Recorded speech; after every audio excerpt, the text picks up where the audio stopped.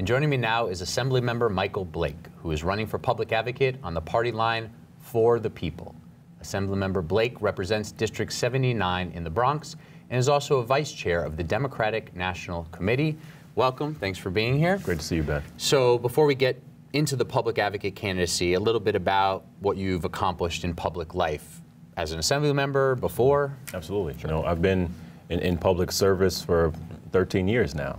You know, and started. You know, I'm named after Jamaican politicians, so it might have started from the very beginning. My family named me after Michael Manley and Alexander Bustamante. I worked for 6.5 years for President Obama.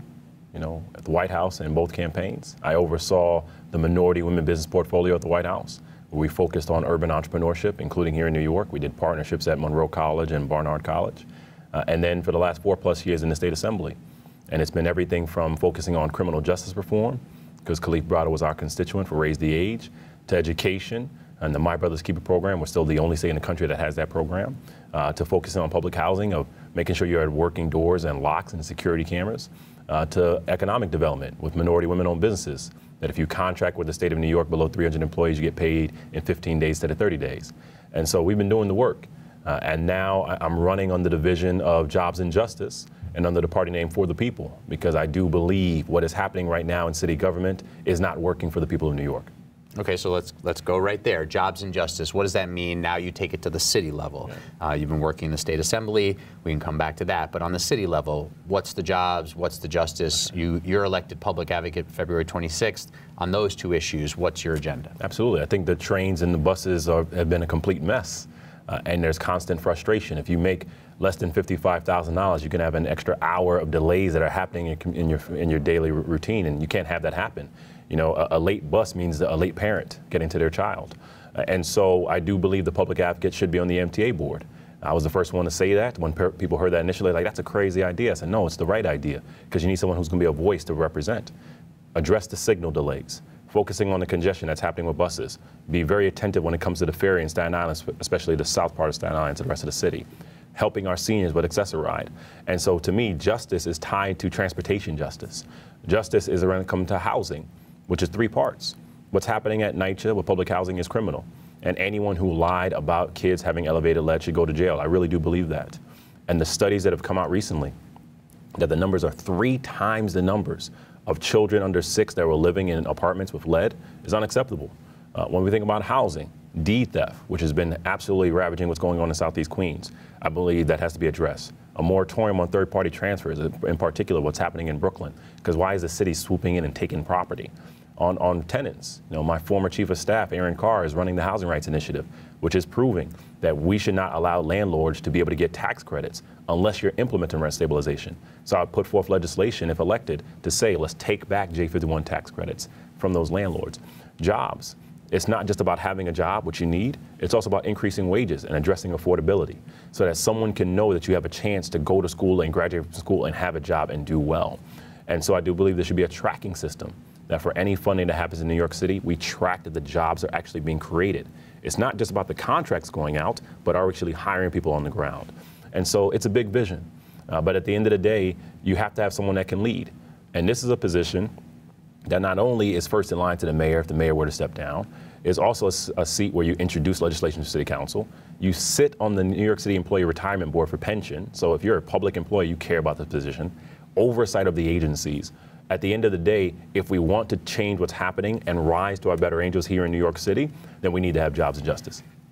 I agree that this is an important position. Folks have underestimated this position and also underfunded it probably. But Absolutely. On a number of these things that you outline, I think a lot of people would probably be listening and agreeing that's an important issue, that's an important issue, yes, we should do that. As public advocate, what are the tools to get some of those Absolutely. things done?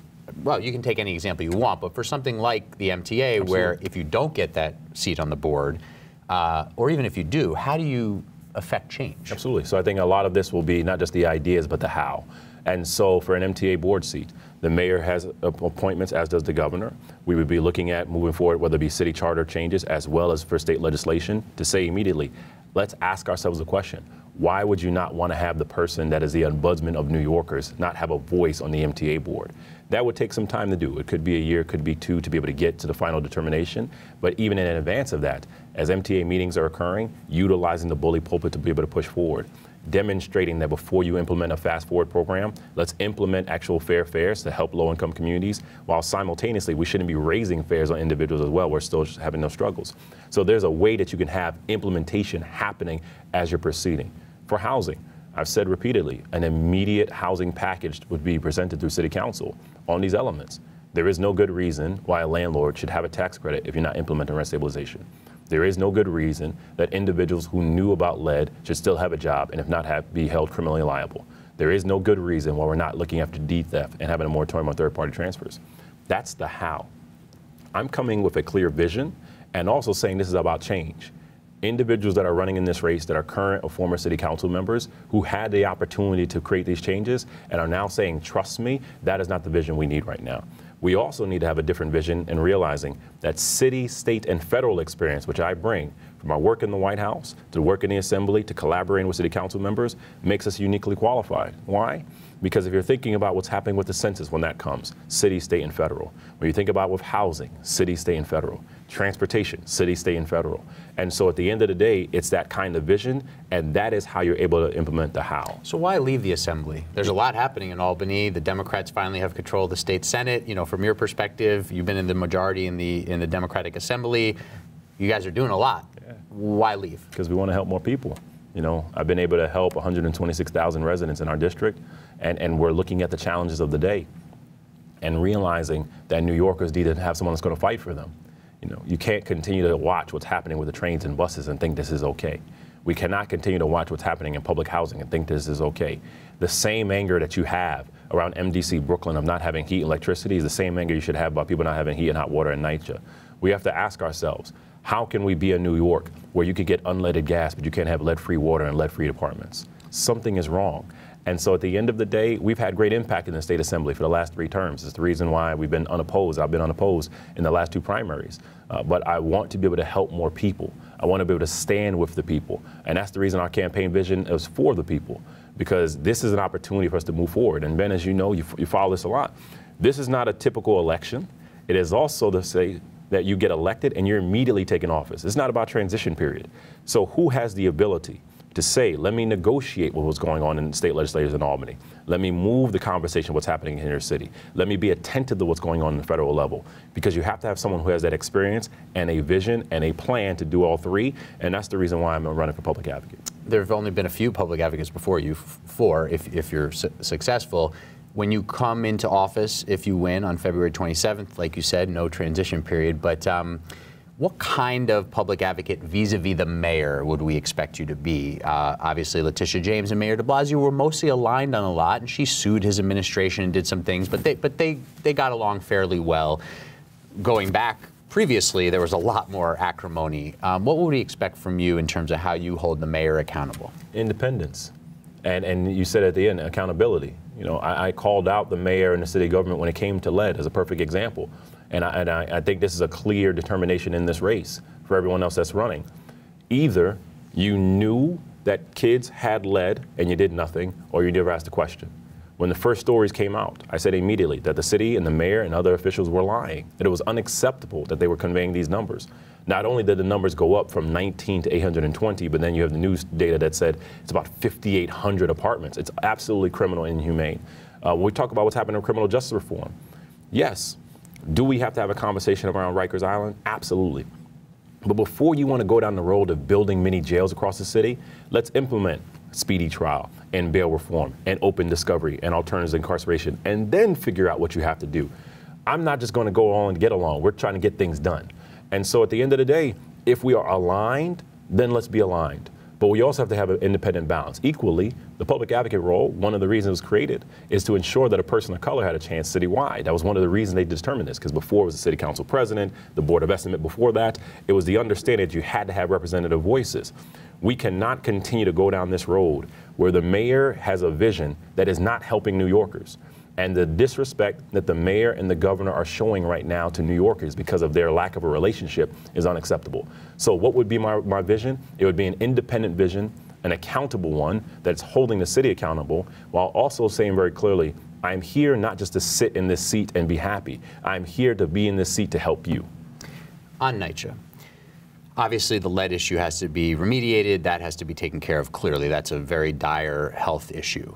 But on the broader spectrum of NYCHA and NYCHA's future, where do you come down on things like infill development, where the mayor is now saying, you know what, we need tens of billions of dollars, and the only real way to get there without the federal government stepping up in a big way is to allow development on underused NYCHA land where we use proceeds. Yes, we get some affordable housing, but we use revenue to improve the NYCHA facilities. I think if we're looking at land that the city has that you can build on and have market rate to then utilize revenue from there for public housing, that is a good approach. I do not believe going down the road of RAD programs, the Rental Assistance Demonstration Project, going across the city is helpful. Why?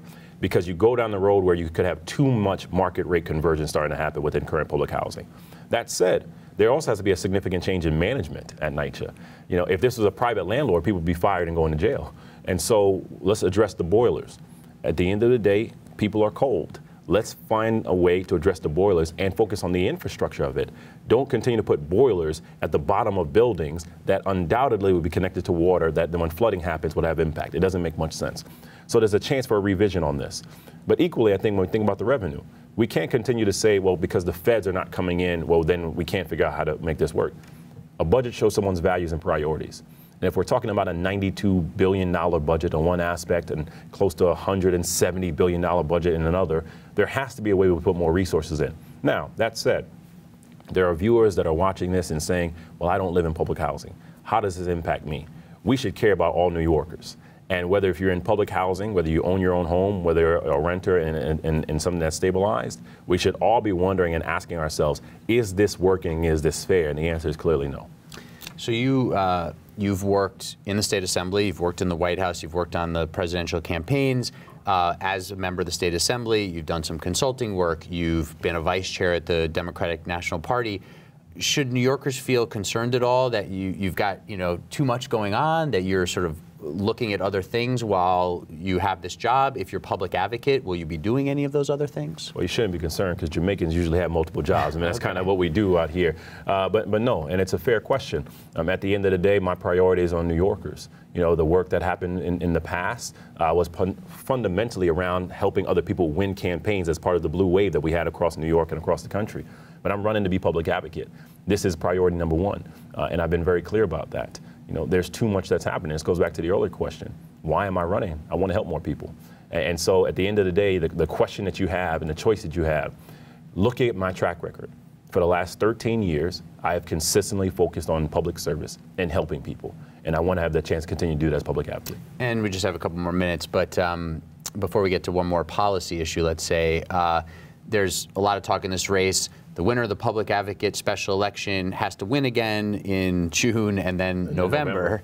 But let's say that happens for the same person, and that's you, that person immediately is in the discussion to run for mayor in 2020. You're not running for mayor in 2021? No, because, and I think honestly, I think it is a disservice to ask New Yorkers to vote for you at least 3 times, because you could potentially have a runoff depending what happens. Right. So potentially 4 times with the expectation that they want you to be here for the next 2 years and then turn around next year and start a mayoral campaign. I think that's unacceptable, and I think that's wrong. And anyone that is in this race that's thinking about running for 2021 should not be in this race. Okay, very interesting. So one other issue where you've been a bit outspoken that I wanted to ask you about in our remaining time is on policing. Yeah. As public advocate, do you think there's certain areas where you would want to provide more oversight of policing in New York City? Are there certain changes that you'd push for? Absolutely. Well, you know, as someone who has experienced police brutality twice in my life, once as an elected official, while equally then having community and police conversations of how we can build these bridges, I think there has to be significant reform. And I think the conversation around Rikers is a perfect example on that. Because if you're coming back into communities, then obviously there'll be more engagement with NYPD there. Now, let's be very clear. Overwhelming number of cops doing the right thing. Overwhelming number of citizens doing the right thing. When there's bad actors on both sides, and people have to be held accountable. And so there has to be transparency. We have to actually know what is the training that's actually occurring so that we can build these bridges. Let's focus more on the NCO programs and help these community officers, because if more people know their officer, you can build that relationship and build that rapport. That's how you create relationships in the community that are longstanding. But I'm also very clear. We should build schools, not jails. We should be helping more of our communities on the front end. Make sure someone has resources in the book bag rather than trying to arrest someone for a dime bag. So if you believe... Is it your contention on the Rikers situation, just to come back to that, because you connected the two, if all those things are passed in Albany, bail reform, speedy trial, et cetera, and implemented well with other things in the city, we might not need the neighborhood jails that are being talked about? Because we're talking through a strategy right now that is contingent on a reduction of the population that's there, that is more than 80% there because they don't afford bail, cannot afford bail, and have not been convicted. And so why not put the policies in place that actually can address that? And so for me, this is the bigger vision when we talk about jobs and justice and tying this all together on the campaign theme of For the People. If you focus on what's happening on the front end and helping the kid have resources for a book bag instead of trying to arrest them for a dime bag, that's a bigger vision of justice. If you're focusing on making sure the trains and buses run on time so that you can get to your home and you can get to your job and you can get to school, then you're not worrying about what happens on the back end. If we're focusing on opportunities with housing and healthcare on the front end, you're not worried about the challenges on the back end. And that's the reason why I'm running on the vision of jobs and justice, to help focus on affordability, focus on opportunities, focus on helping us rise to our better angels as New Yorkers and overcoming the division that's existing in our city. Then you're not just talking about criminal justice, someone being arrested. Then you're talking about economic justice for someone getting a job. All right, so I'm sure that leaves people with a lot to think about, but we're going to have to wrap it up there. Michael Blake, running for public advocate, thanks for your time. Thanks, man. Appreciate you.